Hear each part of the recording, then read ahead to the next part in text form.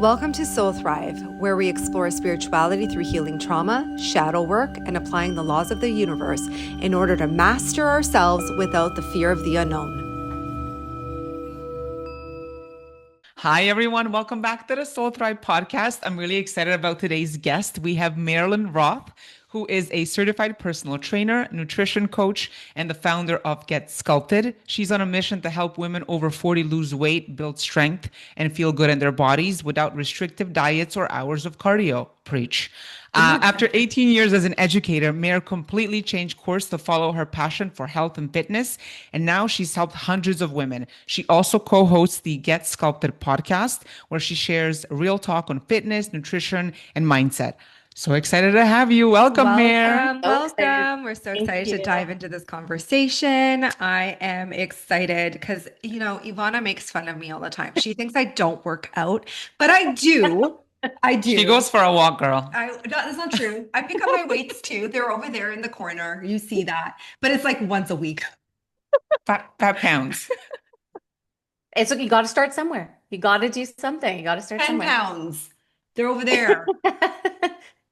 I'm just saying. Well, you know what? We were just talking about the fitness event that you organized last weekend. And, I sent the invite to Christina. And in my mind, in my third eye, I was like, she ain't coming. I wanted to come. It's the schedule didn't align. And that's why. But then also, too, it's a little intimidating to hear it's like 5 hours worth of fitness, which is like, I'm sure nobody did. I don't know. Did a lot of people stay for 5 hours through Mare, I'll let you talk about it. Yeah.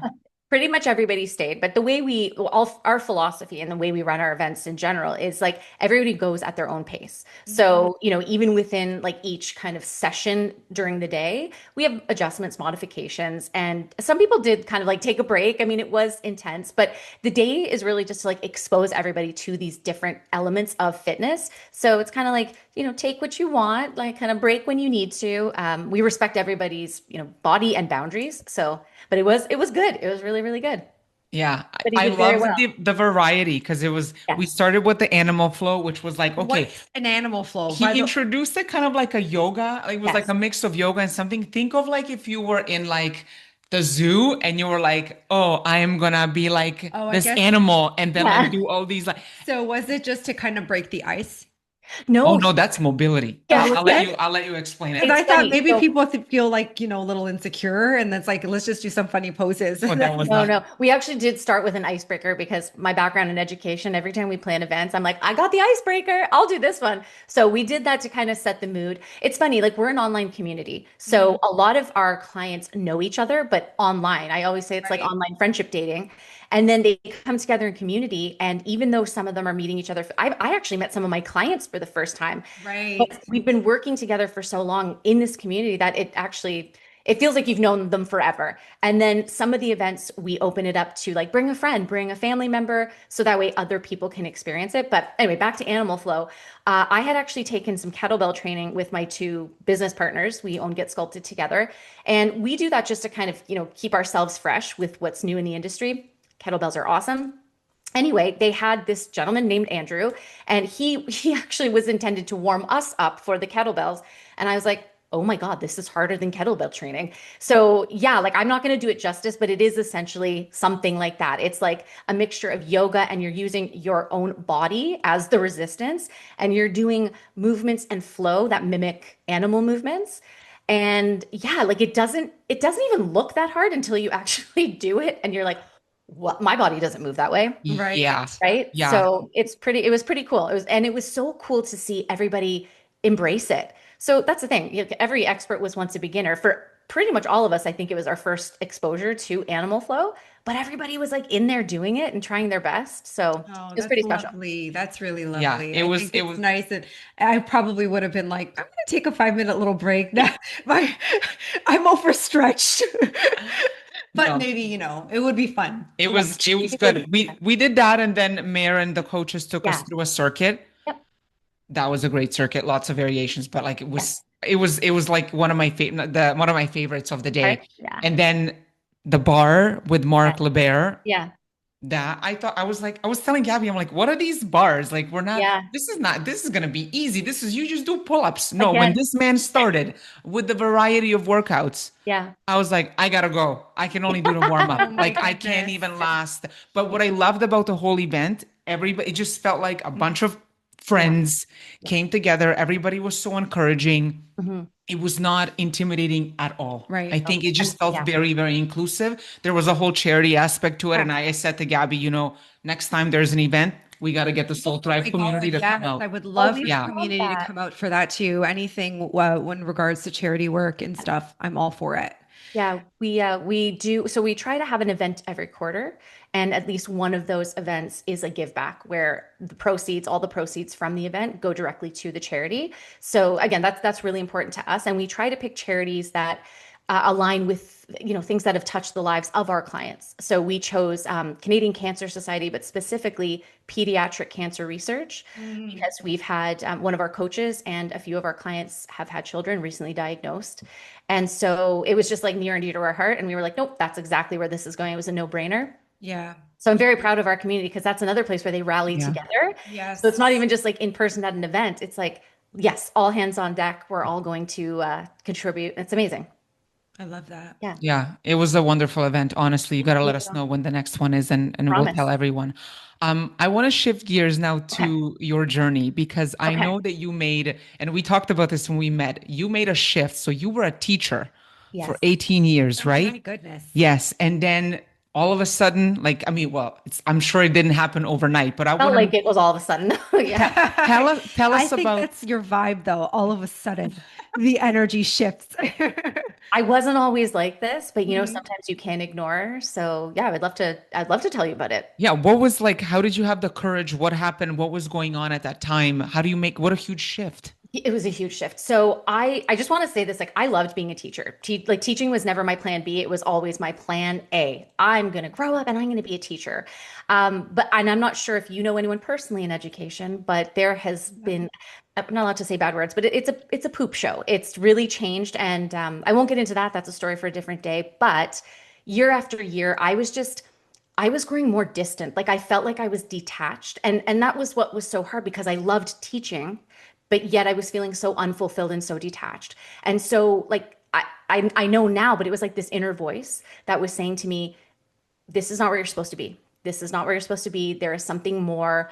And it got louder. That voice got louder. And it's funny, you don't listen until it's like yelling at you. Mhm. And what ended up happening truly is that it started manifesting in my body. So I didn't realize it at the time, but my body was sending me these signals. Like my hair was falling out. I was getting headaches all the time. I was gaining Right. weight.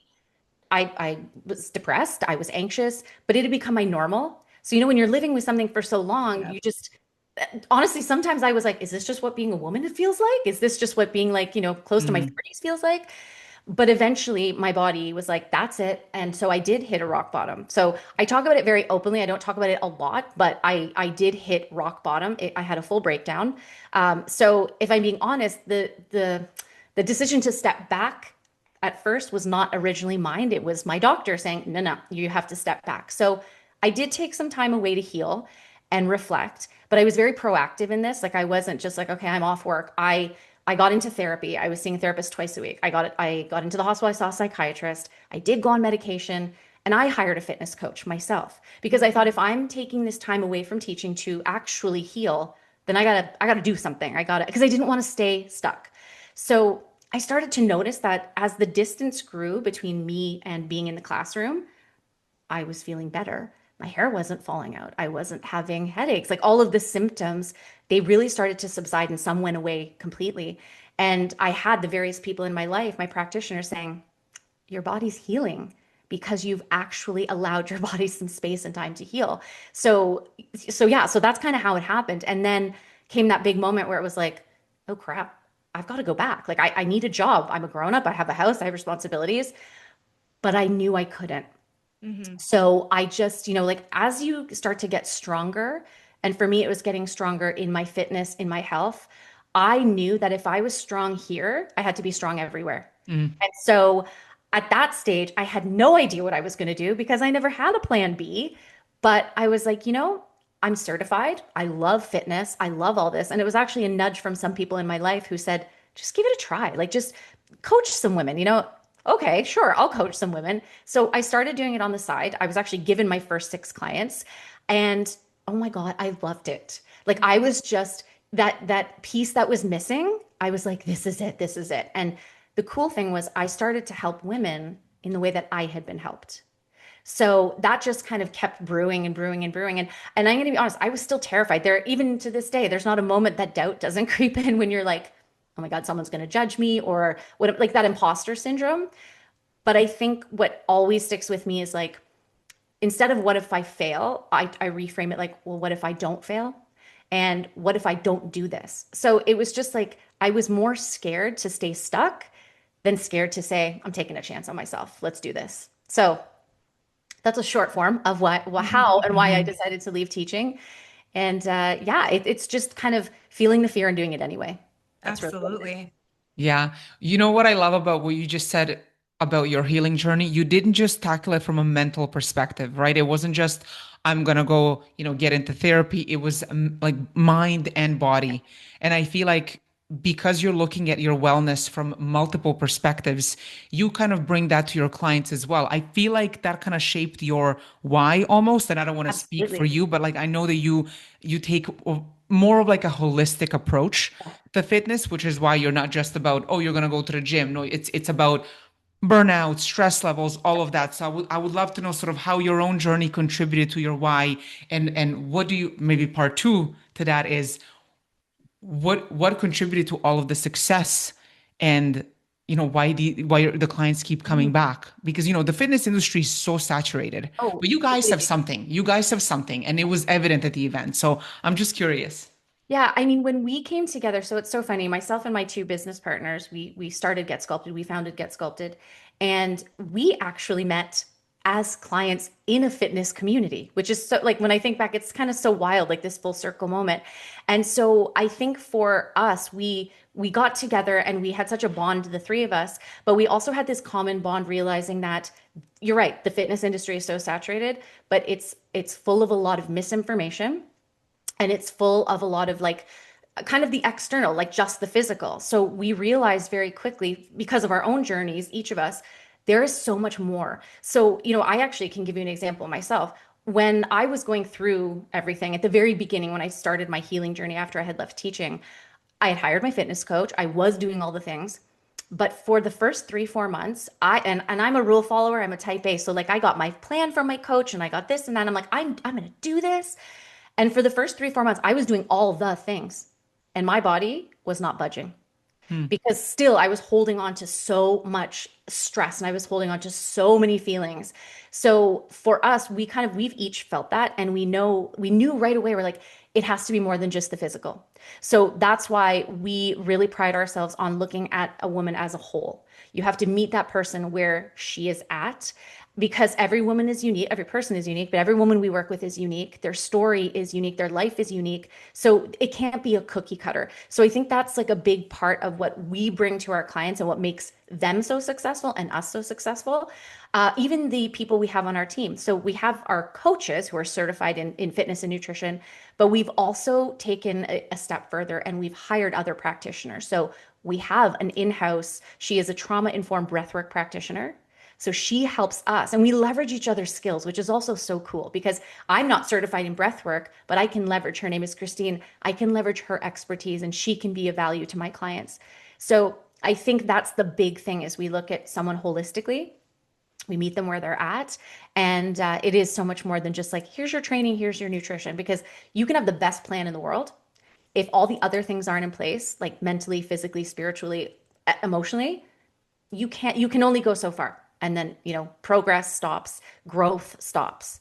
So yeah, that's kind of how we approach fitness Yeah. for our clients. Curious, like what role does spirituality play in this business and in your journey? That's an interesting question because I do listen to your podcast, so I was like, I knew something was going to You come know up what's about this, coming. right? So I Yes. and I love that. I love that because I love thinking, like I love looking at things from different perspectives and different lenses.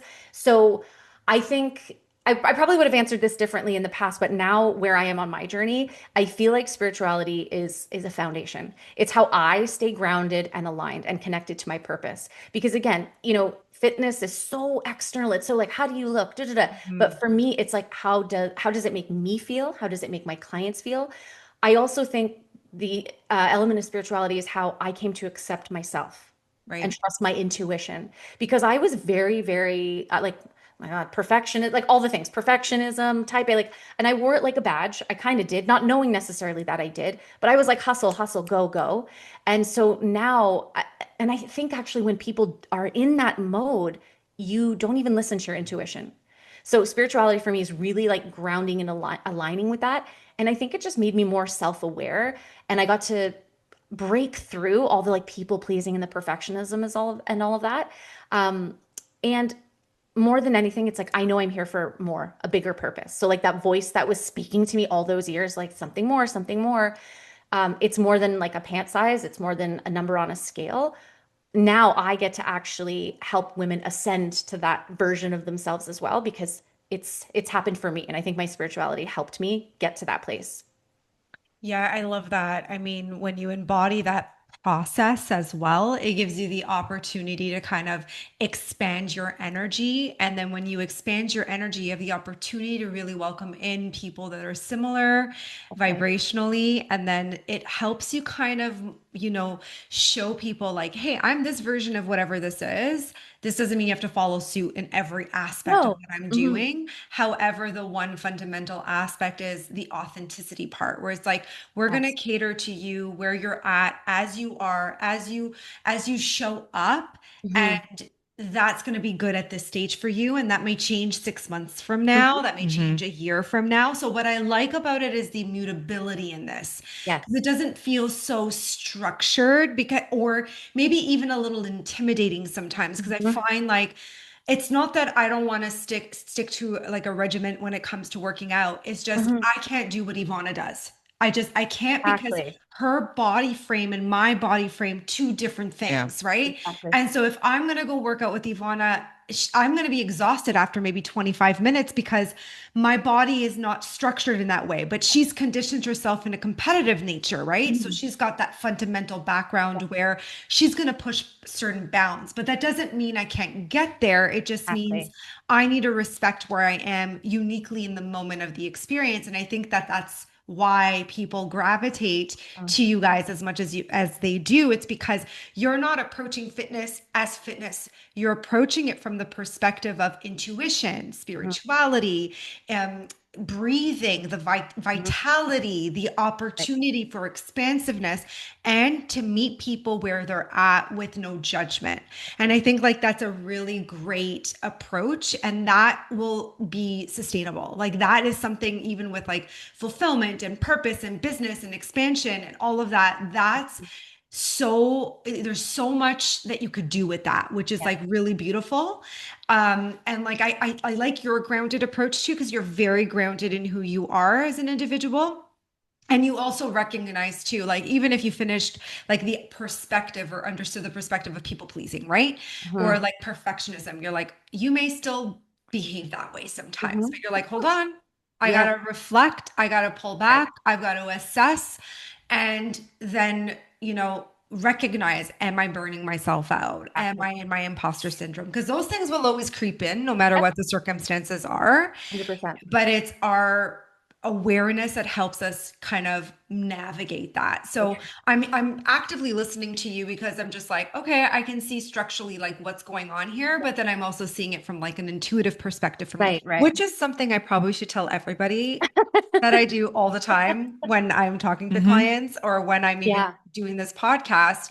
It's like I'm hearing it, but I'm receiving a lot of intuitive Right. hits, right? And so then I'm seeing, oh, that's where she's lining up with this, or that's where she's heading with that. So it's a really interesting process, which I think is really cool. Yeah. And I also think like I like the vibe of that. Mhm. And I know that that would be something that I want to be part of. I Mhm. think I'd be more Mm-hmm. consistent in that Mm-hmm. Oh, than definitely. um, the other programs that are out there Right, right. per Yeah, se. we don't put women in a box. We don't say like Yeah. this is how you have to do. And if I'm being honest, like again, I pull so much from education that is one of the things that we do and did as educators, right? You meet the child where they're at. So, yes, you have a curriculum for the grade. Yes, you have the manipulatives and the tools, but how you execute that differs from child to child. And that's the exact same thing we do in our coaching practice. The woman in front of us guides the journey. So, and also, I tell my girls, I'm not your boss.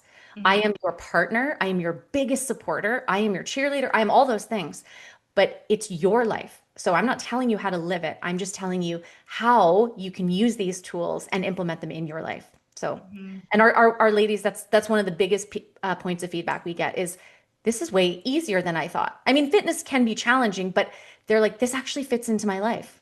They Mhm. were they were expecting it to be more difficult. Yeah, I think people Hmm. have a perception of threat sometimes, right? Without even recognizing it or like the unsafety of certain things. That's why Yes. we hold on to weight as much as we do. Yes. We have a hard time with boundaries, the people pleasing, all of that kind of stuff. And then Yes. getting into our comfort zones as well that Mhm. keep us stuck in the positions that we're in. And you were lucky enough to listen to the voice within yourself to be like, it's getting louder. I better do something about this. Yes. And then on top of that, what I like was that you didn't feel like it just belonged to you. It was Mhm. like, no, this is mine. And like, this is the only way that I'm going to operate. And this is Right. most people can create that block and be like, no, this is mine. And this is how I operate. And this is what my niche is. And this is what I do. And there's no mutability in that. Right. Right. And I think too, you're not coming off as a threat. So people, Yeah. people gravitate to that when they feel like it's safe. Yes. Absolutely. I agree with that. It's Yeah. the opposite with me. I'm just going to say people think I'm a threat all the time. No, I think even with a podcast, your personality comes out. Yeah, yeah. Yeah. It's all good. Yeah. But just to reiterate all of that, what I love about your approach is when we look at fitness, especially today, like on Instagram, there's a particular body type, Hmm. that everyone is like putting out there. So I love that, we're not expected to look a certain way. Like what you guys are encouraging is like just do your best and be your best. It goes to like even what you were saying. Do you have to do the same workout as me? No. We are genetically so No, completely we're so different, different. right? The idea of doing the exact same thing as somebody else doesn't work. And keep in mind too, like I do more now than I used to because Hmm. I'm older. I'm 41 now. So Right. like I notice the difference Hmm. with my body.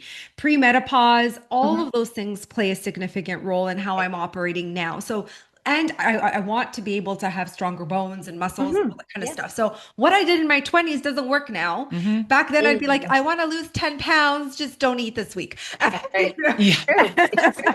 Just don't do this. Marilyn's like, no, Have your coffee, Yep. right? And have then a cigarette have for a cigarette breakfast. for breakfast. Like that was the European diet. Hmm. And now you're 41 and I couldn't lose 7 pounds for the longest time until I finally acknowledged, oh, I'm dairy intolerant. Like, and Mm. then I had once I removed all of that, then bought my body changed. But yeah, no one can do the exact same thing, Hmm. in my opinion. And no one, I think, should be doing the exact same thing Mm-mm. all the time in comparison to other people. Because what works for you might not work for me and vice versa, Right. right? I feel like that the times when I was trying to follow a formula was when I was getting the least Yeah. amount of results. Yeah. Yeah. Now I just hit the gym heavy once a week and I do my Pilates and like hit workouts. Like there's Mhm. a studio next to my house and that's enough. While before I would be like 3 to 4 times hitting the gym like hard. Mhm. I think Yeah. I don't know if this is something that you see with your Mhm. clientele. I mean, it's besides even the idea that we don't have enough time. Because let's call a spade a spade. At the end of Yeah. the day, women are busy. We are busy. Totally. Yeah. Hmm. We're Busier running than our ever. businesses. So you're working full time. You got a family. You got Mhm. to take care of your husband or for the partner Mhm. or Right, right, whatever right. else is going on. There's a lot that we're doing There all is. day, every day. So the idea that we're going to hit the gym 4 times a week on top of everything else that we're doing, and then saying you got to wake up at a specific time and fit everything, it's Mhm. not realistic. Mhm. And I think that that causes more imbalance. Nervous system dysregulation, I think inflammation in the body too. But that doesn't mean you can't walk every day Mhm. or Yeah. incorporate small increments throughout the day, Right. right? So I don't know with your audience, like Mhm. women over 40, premenopausal, and recognizing, like, what would you say for, as an example, let's say my body type, and then as Right, an example for Ivana's body type, what would right. that look like? Well, okay, so when we start with a client, the very first thing we start with is like a very detailed intake, right? It's like a very detailed questionnaire, and we have conversations via Zoom about, well, there's a lot of things. First, it's like, what is the person's goals? Because it's also about like aligning expectation with reality. So we look at what are your goals, and we also tell our clients like we need to shake timelines off as well, because the body is a miraculous thing, but I don't have, a crystal ball to be able to tell you how long things are going to take. It also depends on certain things like compliance and environmental Hmm. factors. So we start with that because it allows us to establish like we know where you are, we know where you want to be. Now we're going to map something out for you to get there. So because a lot of our clients come to us with the goal of fat loss, um, we we obviously program for that. We also, because of our clients coming to us at the stage of the game they're in, it's that midlife where it is like perimenopause. We do have some in the postmenopausal phase, but we also do have to keep in mind the age-related factors, right? So we do want to make sure that we are, building strong bones and strong muscles. So really, it comes down to we have our systems and our tools, but like I said, we call it our client success path. So again, you have the path, but everybody's path is going to be different. So it's not to say that, you'll be doing something drastically different, but it's just going to fit your life versus Ivana's. So a part of this intake is also being realistic. Like, what is your family situation like, right? Like first of all, how many times a week can you commit to working out? Because one of the things I want right off the hop is my clients to feel successful. So not that I actually would ever do this, but if I said to you, you're going to work out 6, 7 days a week and you're going to be in the gym for an hour and a half, and even if someone said to me, Okay, I'll do it, are they going to really do it? Or maybe they'll do it and then feel like I'm a failure because I can't. Yeah. So how many times a week can you work out? How much time do you have in each of those sessions? Where do you like to work out? Where do you want to work out? At home, at the gym? So everything right from day one is so specific to the person. So that way they can feel super successful and see some results. But that's also where the coaching comes in because, I am the expert and they're coming to me. So I know where they are and where they want to be. That's where, as we build that momentum and that success, I'll say, okay, we're now going to do this next thing. So in education, we call it scaffolding. It's pretty self-explanatory. You can't build a building from the top down. You have to start at the bottom, build a foundation. And we do that with all the things: nutrition, training, sleep hygiene, stress Mhm. management, hydration, like you name it, we nail it all. And so once we map that out, we take it in 2 week blocks. So every 2 weeks, we're like reassessing, we're looking at everything. And again, that's also data points, but also how are you feeling? How is this journey unfolding for you? Are you happy? Are you content? Like we want to know it all. So it's not that you would be doing the exact same thing as each other, but a lot of the tools you can apply because if women are coming to me saying like, I want fat loss, I want to build muscle, I know scientifically what to do. And that's the other thing. Our programming is all based in science, current science. So you won't be doing the exact same workout, but the principles of training will apply to both of you. So that's where it becomes very individual. You've got the tools, but how we implement them is different. And that's how we make it more personally your journey. That makes sense, of Yeah. course. Yeah. Knowing that you work with a segment of women who are 40 plus, I'm Mhm. curious maybe to end this conversation, although I could talk to you for like 3 hours. What are some of the biggest misconceptions or myths when it comes to fitness and wellness for perimenopausal and then menopausal and then postmenopausal? I Perfect. gotta ask about all How three much time because do Oh we like yeah, no, have that's here? we're a great getting there. question. Honestly, it's such a I great know I have so question. much time. I need to know. I want to know. Yeah. Yes, agreed. Well, you know what? We are in the information age, so there's no shortage of information, but there are absolutely common myths and mistakes. I'm going to say myths more than mistakes, just because, again, I feel like women come by this very honestly.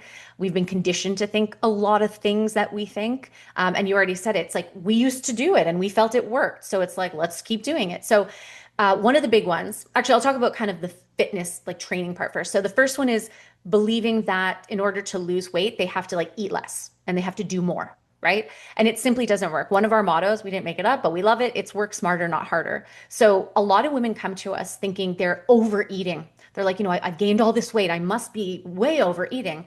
And often what it is that they're under eating so much that it leads to binging behaviors later. So they're also over exercising. They're not allowing their body to recover. So all of the goals they have for their body, it's like it's counterproductive. What you're doing is actually working against you. So that's one big one.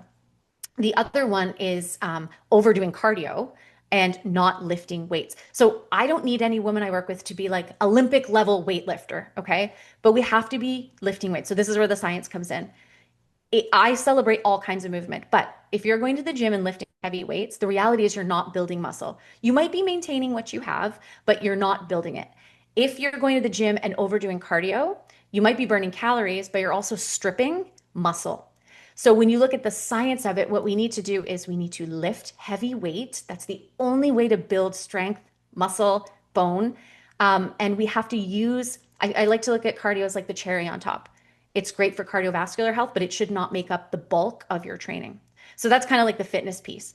In terms of food, it's under eating and under eating protein. I know I feel like it's like everywhere you look now, it's like eat more protein, but literally eat more protein. Yeah. Because we're not getting enough. And protein it's actually the most satiating of the macronutrients. So protein, carbs, and fat.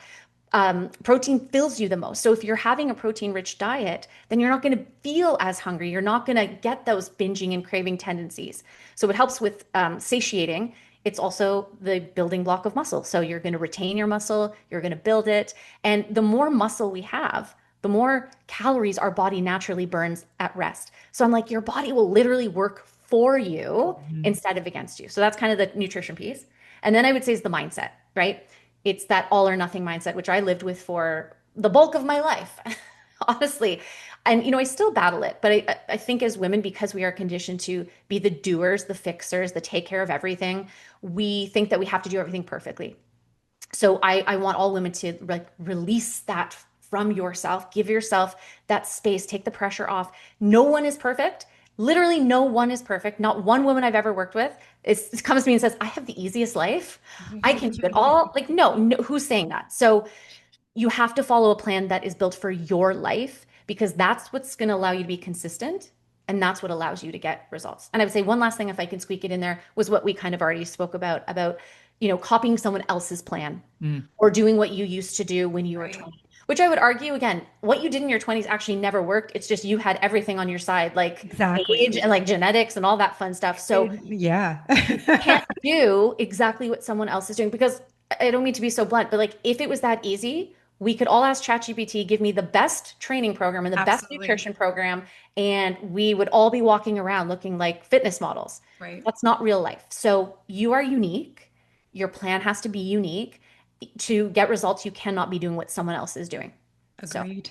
So, Yeah, I love all of one those. of my big ones.